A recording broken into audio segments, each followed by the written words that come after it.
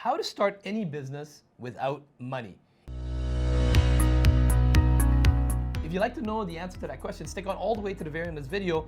I have Josh Spurrell here, who is Canada's top leading CPA, most sought after business consultant, and my name is Desmond Soon.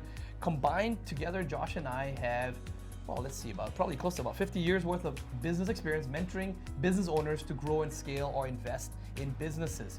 So Josh, you actually wrote this book, The 100 Myths of Entrepreneurship versus Chainsaw, and what you encompassed in here, what you encapsulated in this book are all the myths that you have heard from, the excuses you've heard from entrepreneurs that actually did not end up succeeding, and or you might have actually navigated them away from the landmines that they're about to hit. So we are going to cover one of the myths here today, and that myth is that you cannot build your business on a bootstrap. And actually Josh covers how the process of actually going through this without having to require loans or venture capitals or bank loans and things like that, which we cover in other videos over here.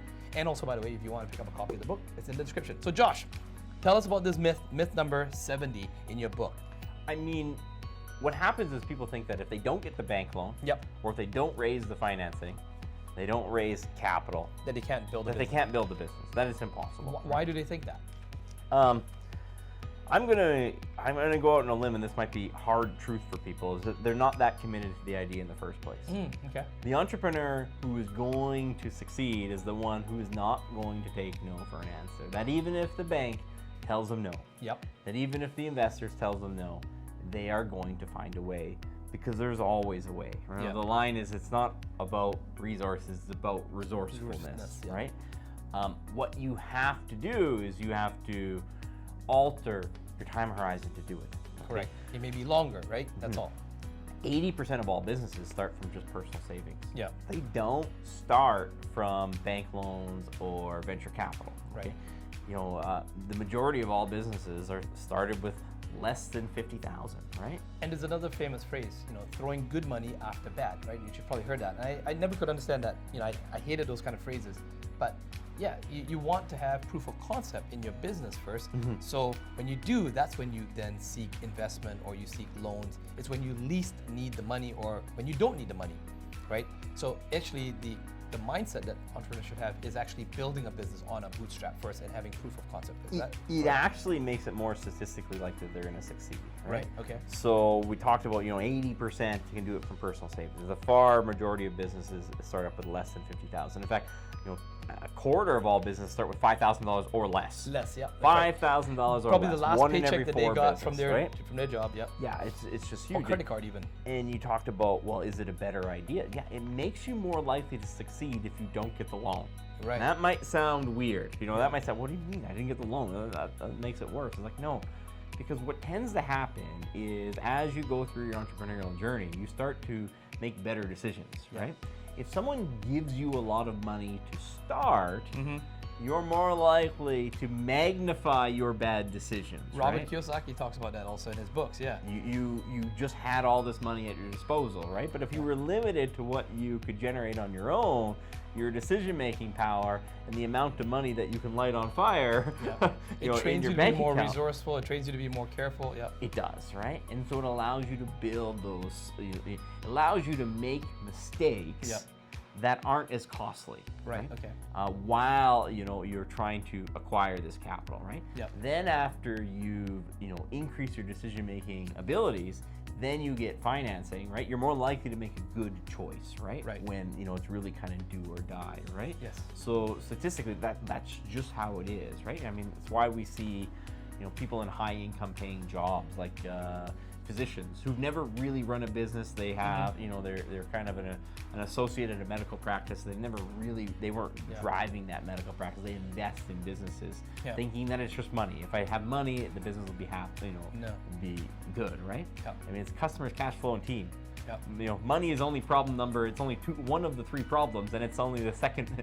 It's number two in the three problems, right? Correct. We've seen lottery winners start businesses, and they don't have success at the business, right? They have all the money you would ever expect to start this business, but they just they don't do it well. Yeah. Right? So why is that? And what can someone who's watching this video actually do? What's the process? What's the steps you have here, Josh? You have to break down the business. Okay, so in the book we talk about someone who wants $1 million steakhouse. So this is a chef. It's not a dreamer. So this is someone who's actually a chef. You know, culinary school, worked at restaurants, and they want to start $1 million steakhouse. They've worked at $1 million steakhouse before. Yeah, can you tell the story right here? They know how to do this. Okay, and they want their steakhouse, and they ask me, can I get the steakhouse? And I say, for sure, you can get the steakhouse. Right? Just not right now. And we have to tell them how we get the steakhouse. Right. And it's, step one. If we get rejected for the loan, we have to cater from your kitchen. Yeah. You're going to cater corporate events, maybe a couple small weddings, community functions from your crappy kitchen equipment. Yeah, at home. At home. In the basement, whatever it is. Now they just went from the $1 million steakhouse, so they're working for someone else. They're going to have to take a step back in status. Yeah, not sexy right? at all. Nope. Not at all. Okay. You're going to do that. We're going to make some money. Okay. Then we're going to take those profits and we're going to buy a food truck. Yep. Okay. Now at least we can cook for people who they're outside at events, high traffic areas, right?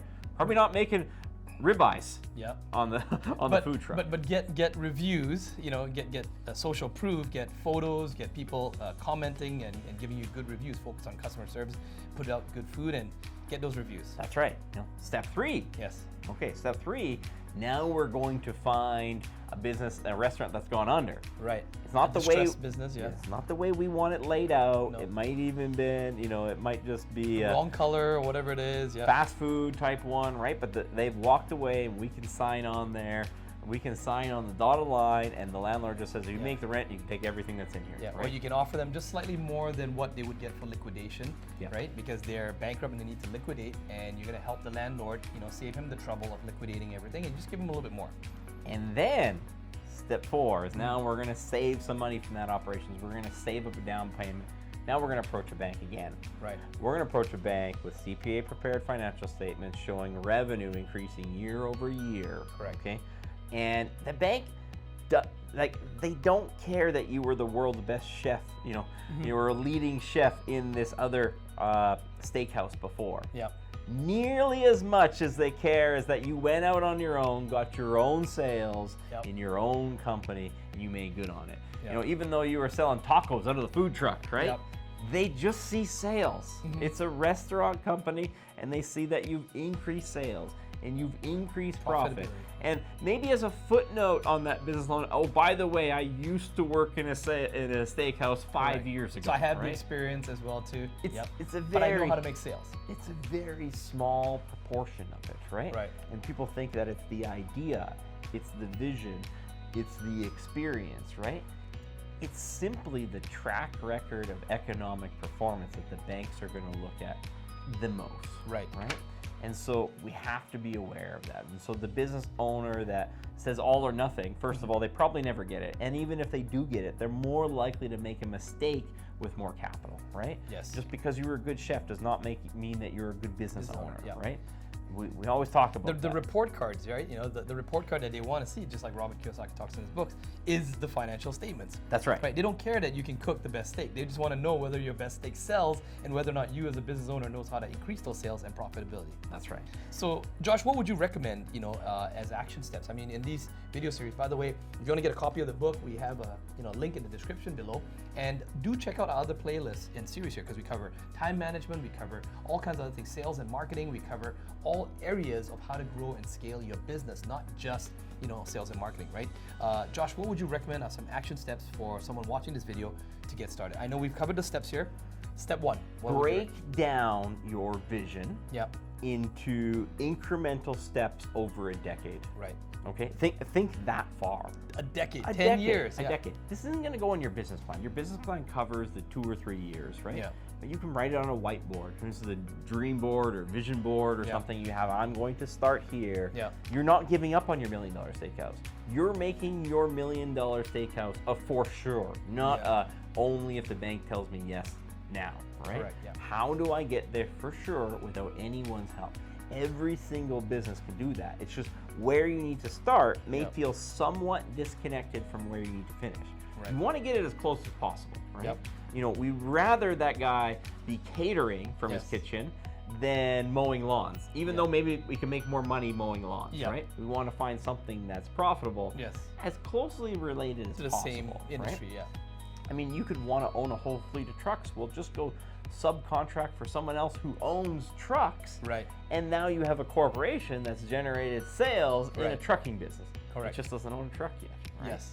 So we get as close as possible, and we break that down. Step 1, step 2, step 3, step 4. Almost every business, you can get exactly where you want to go. You just have to adjust your time horizon, and it might feel like an ego blow. You're gonna have to take something that's lesser. But just remember, Yep. you're actually more likely to succeed. Yes. Because when you actually get that money, you're the hardened, grizzled veteran of business, and you've made good decisions. You're more likely to make good decisions with this increased amount of cash. So Josh, I know you know in these videos we give phenomenal advice and tips. I mean, if a viewer is a Canadian and they want to actually come and meet you in person, not just from the CPA side, but from the business consultant side, what would you recommend for someone who wants to actually come and meet with you or consult with you on how to grow and scale their business? Because you cover all these topics. I mean, we do free consults. Yep. The free consults with myself are usually booked a couple months in advance. In advance, right? yep. And that's by design too, Yep. because it's a filter, right? That's right. I know people are serious if they, if they Just go to the if they can website. book We'll that put the link appointment, in the description as well too. Go there, call in or email in, and you will, one of the team members will figure out the schedule to get you in on a free consult with Josh. And you actually give away a copy of this book for free when someone actually consults with you, right, Josh? Yep. And also, getting on the bootcamp. Bootcamp. 8 hours of all the information you need to know. We try to do them every quarter, right? Yes. On the website, spurrell.ca/business-bootcamp. Bootcamp. Come and meet Josh in person. Meet all the other entrepreneurs that actually, the hundreds of entrepreneurs that are actually working with Josh right now that are beating the odds. If you found this video helpful and you wanted us to expand on some of these topics, check out the other videos as well too. Comment in the comments below. Josh and I actually do go through and read your comments and also personally respond to them. If we find a comment that's very helpful for everyone else, we may actually feature your comment in the next video. And with that, hit the subscribe button, check out the other videos, and we hope to see you in the next video.